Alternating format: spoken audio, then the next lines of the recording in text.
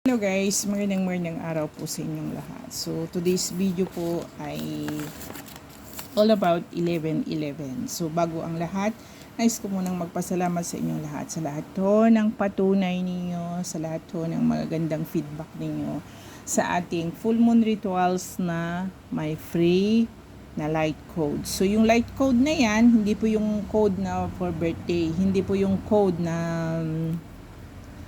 sumada. So yung code na yan, binigay ko sa inyo. Nagtatanong po kayo kung hanggang kailan may expire po yan. Wala pong expire.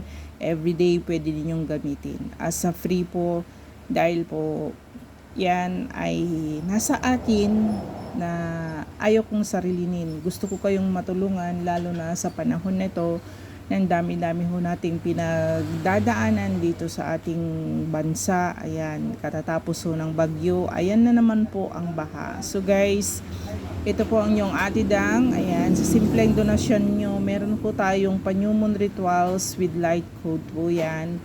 This November 2025. Isang gabi lang po ang ating new moon ritual. Isa lang gabi lang po ang ating pa-new moon ritual. So grab na ninyo guys. Ayan, November 20 lang po. Cut off po niyan is 6 p.m. Dahil pag new moon po, nasa 7:30 to 8 po yan yung rise ng moon. Although maliit po yan, hindi nakikita. Talagang maliit lang siya. Nasa 7:45 to 8 po yan na magra-rise. So, kailangan po yung cut-off natin is 6 p.m. November 20 lang po yan, guys. So, dito guys, ito po yung isang tip ko sa inyo kung paano ninyo to gagawin. So, ngayon po yung 11/11. So, nakikita ninyo yan lagi, 11/11. Ano ba yung ibig sabihin nun? Yan po yung dalawang tinatawag na dalawang line na yan na ibig sabihin sa gitna po yan guys, sa gitna yan po yung gate, tinatawag pong portal gate yan. So kung ano yung kahilingan mo ngayon, mas malaki yung chance na na matutupad siya. Kung down ka, maging positive ka. So ngayon po, iwasan ninyo, tip ko sa inyo, iwasan ninyo magsalita ng mga negative about sa sarili ninyo. Kailangan na lahat ng mabubuti sabihin nyo. Iwasan muna ninyo yung chismis. Iwasan ninyong mag-criticize ng kapwa ninyo sa araw na to. So hayaan nyo muna yung mga negative ngayon sa araw na to. So maging positive kayo. Ayan, kumuha kayo ng isang malinis na papel. Ayan guys, kagaya ng ginawa ko, isulat ninyo yung 11 times na kailangan ninyo sa araw na to. Isulat niyo na 11 times ng paulit-ulit. Ayan, gawin niyo. Then i-burn ninyo as i-send ninyo yung prayer ninyo, yung kahilingan ninyo, prayer manifesting ninyo. Ayan guys, isa ho yan. And then dito sa papel na to, ayan, sinulat ko yung drawing ko yung infinity symbols, drawing ko yan ng 8 times. 8 times yan. Ayan, dinagyan ko ng 1, yan, 11, 11, 11. So, dito naman guys, ito po yung coins na mayroong cinnamon powder. So, 11 coins din po yan guys. Ayan, so, ito po ay tiklop ninyo. Ayan.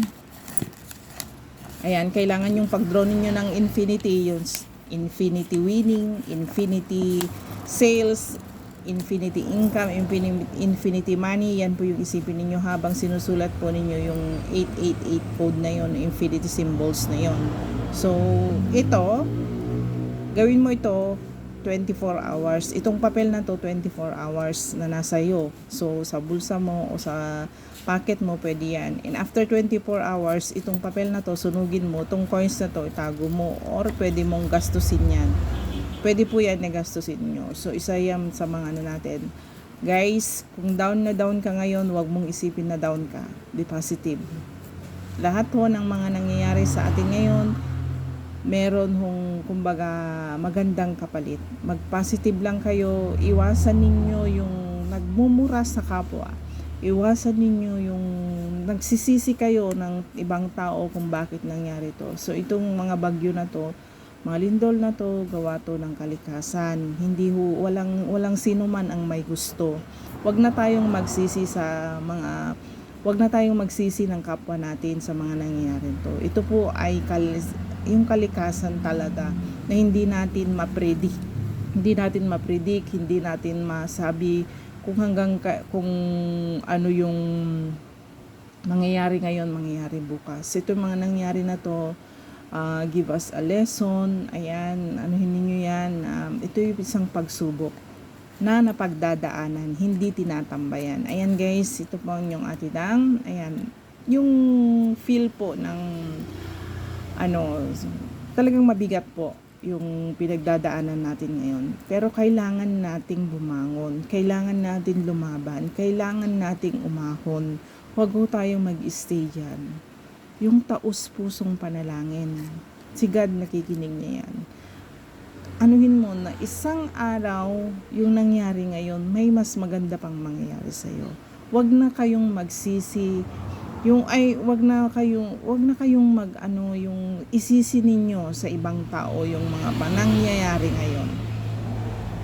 Tandaan niyo ang yung kapalaran natin nasa ating mga kamay. Paano ho tayo babangon kung patuloy natin isinisisi sa kapwa natin yung mga nangyayari ngayon? Paano ho tayo? Then, continue yung buhay. Continue yung racket ng buhay. Continue, ituloy nyo yung buhay. Hindi ho ito yung katapusan. Mas marami pang magagandang mangyayari. Maging positive ho tayo. Manalangin tayo ng taos puso. Yun po yun. Kasi wag ninyong yung sinisisi ninyo sa kapwa ninyo yung nangyari ngayon na mga kalamidad na to. Hindi ho yan, para yung kinikimkim ninyo, sinisisi ninyo sa kapwa, kinikimkim ninyo yung galit. Let go. Tapos na. Ito ho'y naganap na. Yung natin guys. Kaya angan natin, bumangon tayo. Ituloy natin yung buhay. Ipanalangin natin, nagabayan tayo ng may kapal na makakabangon tayong muli. Bigyan kayo ng ng lakas kung paano ho tayo ipagpatuloy yung buhay sa kabila ho ng nangyayari sa atin ngayon. So maraming salamat po sa inyong lahat guys.